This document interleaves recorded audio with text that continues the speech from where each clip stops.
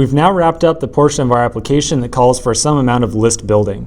So here's our list. We can see all the items, and in theory, if we had a whole bunch of them, we could scroll through and have a really good time.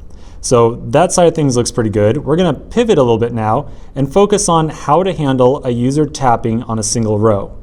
So remember the goal of the application. Whenever a user taps on a row, that row should expand with a nice animation and show the user some details about that very particular library. So if you recall much earlier, we discussed how we were going to plan out the different reducers in our application. We were going to have one library reducer, which we've already created, and then we were also going to have a selection reducer. And the purpose of the selection reducer is just to record what the currently selected library is. Each library has an ID attached to it, so the selection reducer can just record the currently selected ID and everything should work out just fine. So in this section, we're going to start by working on the selection reducer. Remember the process for creating a new reducer. They always go into their own separate file inside of our reducers folder. So in the reducers folder, I'll create a new file called selection reducer.js. Then inside of here, we need to declare basically our starting reducer. So I will export default a fat arrow function. And this fat arrow function is going to serve as our reducer. Now we need to have some initial state for this application. We need to have some initial value that the reducer will return when our Redux app first boots up.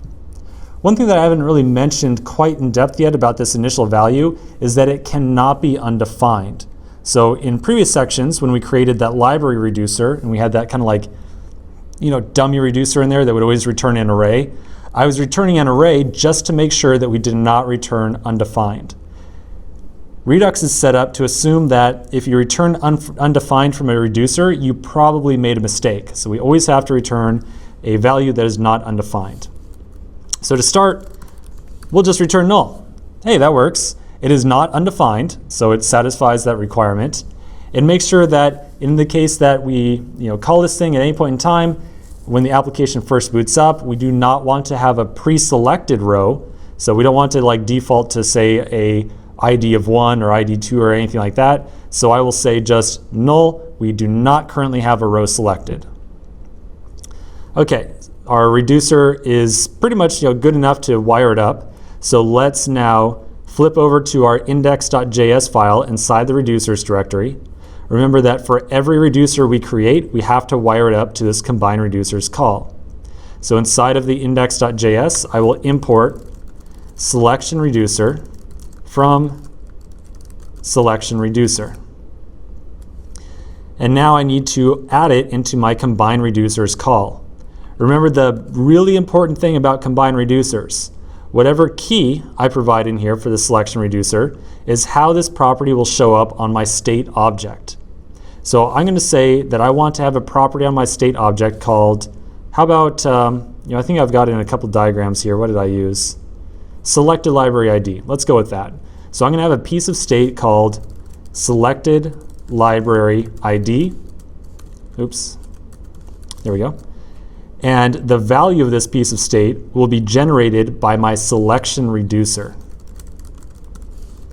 So now when my application first boots up, the selection reducer will execute exactly one time, and by default it will just return null.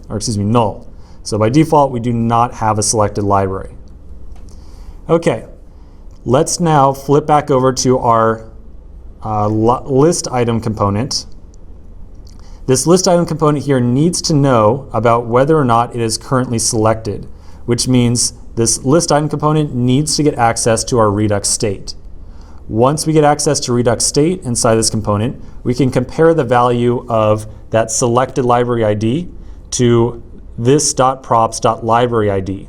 And if they are equal, that means that this particular library is currently selected. So that'll be our next step. Let's take care of that in the next section.